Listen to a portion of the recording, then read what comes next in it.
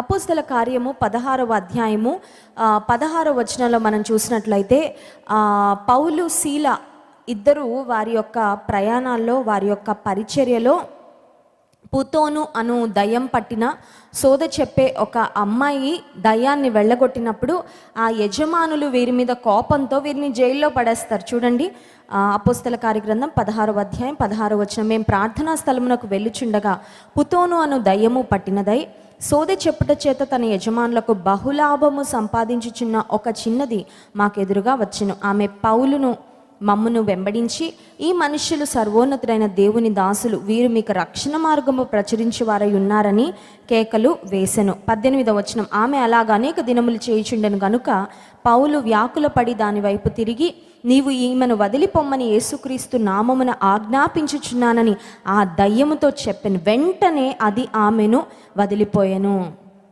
పౌలు భక్తుని యొక్క పరిచర్యలో ఒక స్త్రీ, ఒక యవ్వనస్తురాలికి పట్టిన దయ్యాన్ని వదలగొట్టాడంట. ఆ దయ్యం చాలా రోజుల నుంచి ఆమెను టార్మెంట్ చేస్తుంది, ఆమెను ఇబ్బంది పెడుతుంది. దైవజనుడు ఒక్కసారి యేసు నామములో ఆజ్ఞాపించగానే ఆ సమస్య తొలగిపోయింది. కొన్నిసార్లు మన స్వంత శక్తితో కొన్ని సమస్యలు మనం తీర్చుకోవాలని ప్రయత్నం చేస్తూ ఉంటాం. కానీ దేవుని యొక్క ఒక్క మాట, దైవజనుని యొక్క ఒక్క ప్రార్థన, దేవుని సన్నిధిలో మనం కార్చిన ఒక్క కన్నీరు చాలాసార్లు మన సమస్యలకు పరిష్కారాన్ని, విడుదలను అనుగ్రహిస్తుంది. సరే, పుతోను దయ్యం పట్టిన ఈ యవనస్తురాలి యొక్క దయ్యాన్ని వదలగొట్టినందుకు పౌలుకు శీలకు వచ్చిన అవార్డు ఏంటి అని ఆలోచిస్తే, వారిద్దరిని తీసుకెళ్ళి దెబ్బలు కొట్టి చెరసాల్లో వేసేసారంటండి, జైల్లో వేసేసారు. అపోస్తల కార్యము 16వ అధ్యాయం 23. వారు చాలా దెబ్బలు కొట్టి వారిని చెరసాల్లో వేసి భద్రముగా కనిపెట్టవలనని చెరసాల నాయకునికి ఆజ్ఞాపించిరి. ఇప్పుడు చెరసాలలో పడిన వారిని మామూలుగా పెట్టలేదండి. 24. అతడు అట్టి ఆజ్ఞను పొంది వారిని లోపలి చెరసాలలోకి త్రోసి వారి కాళ్లకు బొండ వేసి బిగించెను. చెరసాల్లో వేసి అట్లీస్ట్ చేతులు కాళ్ళు ఫ్రీగా వదిలేస్తే కొంచెం అలా చేతులు కాళ్ళన్నా ఫ్రీగా ఉండేవి.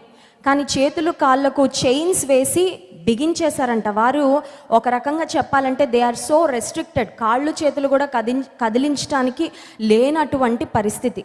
ఇప్పుడు పౌలు శీల యొక్క స్థితిలో మనం ఉంటే మన పరిస్థితి ఏమై ఉంటుంది అని ఆలోచిస్తే మనకి ఫస్ట్ ఒక బాధ వస్తుంది. అదేంటంటే, అయ్యా నీ సువార్త ప్రకటించినందుకు మాకు ఇంత శ్రమ వచ్చిందా? నీ సువార్త ప్రకటించి ఒక అమ్మాయికి మేము మేలు చేసినందుకు మాకు ఈ చెరసాల, మాకు ఈ సంకెళ్ళ అని బహుశా ఇంకొకళ్ళు అయితే సేవను విరమించుకుంటారేమో. అమ్మో, సేవ ఇంత కష్టంతో కూడుకున్నదైతే మాకు పరిచర్య వద్దని. లేక ఆ రాత్రి సమయంలో వారి మనసులో వాట్ నెక్స్ట్, రేపు పొద్దున ఏం జరుగుతుందో, రేపు పొద్దున మమ్మల్ని తీసుకెళ్ళి చంపేస్తారో, లేకపోతే రేపు పొద్దున మమ్మల్ని ఏ రకంగా చిత్రహింసలు పెడతారో అని నెక్స్ట్ డే గురించి, లేకపోతే హ్యాపెనింగ్స్, జరగబోయే సంభవాలను గురించి ఒక రకమైన ఆందోళన వారి మనసులో వచ్చే అవకాశం కూడా ఉంది. I'm sure they might be filled with anxiety, fear, questions and worry. ఒకవేళ వారి పరిస్థితుల్లో మనం ఉంటే ఖచ్చితంగా అలా బాధపడేవారమేమో. కానీ పౌలు శీల చెరసాలలో ఉన్నప్పుడు వారు ఏం చేస్తున్నారు చూడండి, 26వ వచనం. అప్పుడు 25వ వచనం. అయితే మధ్యరాత్రి వేళ పౌలును శీలయు దేవునికి ప్రార్థించుచు కీర్తనలు పాడుచు ఉండిరి, ఖైదీలు వినుచుండిరి. హల్లెలూయా. ఇప్పుడు మిమ్మల్ని ఒక ప్రశ్న అడగనివ్వండి. ఆల్రెడీ వీళ్ళు చైన్స్లో ఉన్నారు, కాళ్లకు బొండలు వేసి బిగించారు. రేపు ప్రొద్దున ఏమవుతుందో తెలీదు. చెరసాలలో మన బెడ్రూమ్లో ఉన్నంత కంఫర్టబుల్గా ఉండదు, ఫ్యాన్లు ఉండవు, ఏసీ ఉండదు, బెడ్షీట్ ఉండదు, పరుపు ఉండదు, లేకపోతే అక్కడ వాసన కూడా అంత ప్లెజెంట్గా ఉండదు, చీకటిగా ఉంది ఆ పరిస్థితి అంతా. రేపు ప్రొద్దున ఏమవుతుందో తెలీదు.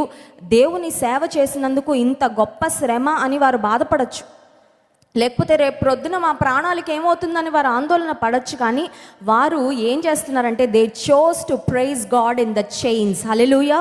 సంకెళ్లలో ఉన్నప్పుడు వాళ్ళు ఒక తీర్మానం తీసుకున్నారు. ఆ తీర్మానం ఏంటంటే, మేము పాటలు పాడుతూ దేవుని స్తుతిస్తాము. పాటలు పాడుతూ దేవుని స్తుతించినప్పుడు అదే గొప్ప సాక్ష్యం అయిందండి. హల్లెలూయా.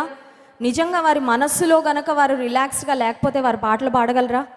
వారి మనసులో కంప్లైనింగ్ కానీ దేవుని పట్ల క్వశ్చనింగ్ కానీ ఉండుంటే ఖచ్చితంగా వారు పాటలు పాడి స్తుతి చేసేవారు కాదు.